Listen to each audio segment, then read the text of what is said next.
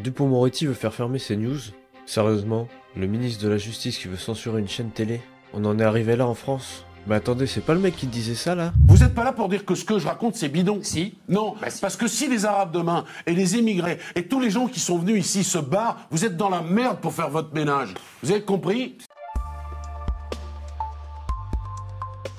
Sur BFM TV, il balance « CNews est une chaîne d'opinion raciste ». Il demande carrément à l'Arcom d'agir et de fermer la chaîne. Et derrière, Delphine Ernotte de France TV en rajoute une couche. CNews, c'est une chaîne d'opinion, mais faut pas avancer masqué. Donc qu'est-ce que ça veut dire? BFM TV et France TV, ils sont en train de s'allier pour taper sur CNews. C'est une chaîne d'extrême droite, oui, où l'on entend des choses qui sont d'un racisme totalement débridé.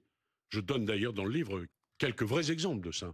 Une fois qu'on a dit ça, vous dites quoi? L'Arcom doit sévir ou après tout, c'est une chaîne privée, elle fait ce qu'elle veut, le racisme étant un délit et pas une opinion. Oui, le racisme, c'est pas une opinion, c'est un délit. Ben, j'ai pris l'exemple, j'en prends un certain nombre, mais quand Pascal Praud fait le lien entre les punaises de lit et les migrants, alors il le fait bien, hein, parce qu'il est malin.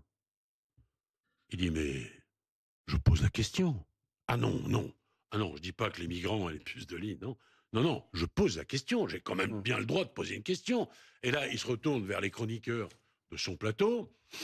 J'ai dit récemment que c'était des fachos payés pour être d'accord avec lui. Et tout le monde est d'accord. Il y en a pas un qui dit, mais enfin, vous vous rendez compte de ce que je vous donne un autre exemple. Il vous a pas attaqué après ses propos? Non, non, il m'a pas attaqué, mais qu'il le fasse.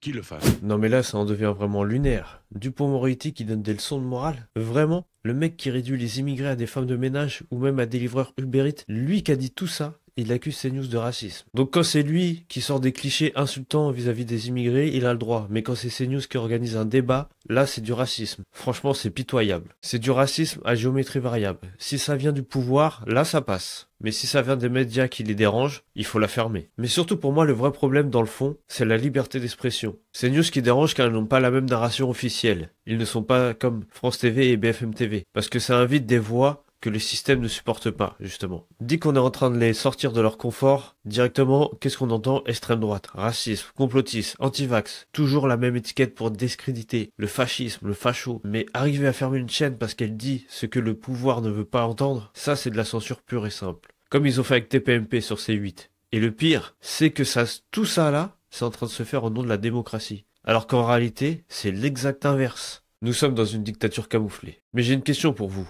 Qui est le vrai raciste dans cette histoire? Celui qui caricature les immigrés en livreur Uber Eats ou une chaîne de télé qui laisse débattre les Français?